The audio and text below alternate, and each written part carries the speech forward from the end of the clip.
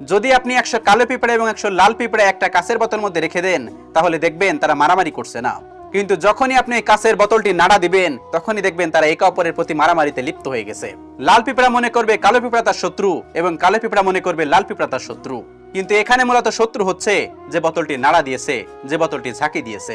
আমাদের জীবনেও এরকম একজন তৃতীয় ব্যক্তি থাকে যে আমাদের সম্পর্কটাকে নাড়া দিয়ে নষ্ট করে দেয়। সেজন্য আপনাদেরকে বলতেছি, কোনো সম্পর্কের ভিতরে তৃতীয় ব্যক্তিকে নিয়ে আসা উচিত না। কোনো সম্পর্কের ভিতরে যদি কোনো তৃতীয় ব্যক্তি ঢোকে, তাহলে সেই সম্পর্ক একবারে নষ্ট হয়ে যাবে। মনে রাখবেন সব সময়, কোনো সম্পর্কের ভিতরে যদি তৃতীয় ব্যক্তি ঢোকে, তাহলে সেই সম্পর্কটা একদম নষ্ট হয়ে যাবে।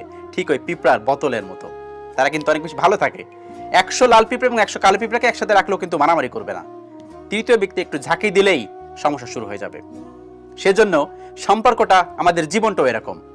যদি কোনো তৃতীয় ব্যক্তি আমাদের ভিতরে কোনো চুলকানিমূলক কোনো কথা বলে বা কোনো উল্টোপাল্টা কথা বলে, সম্পর্ক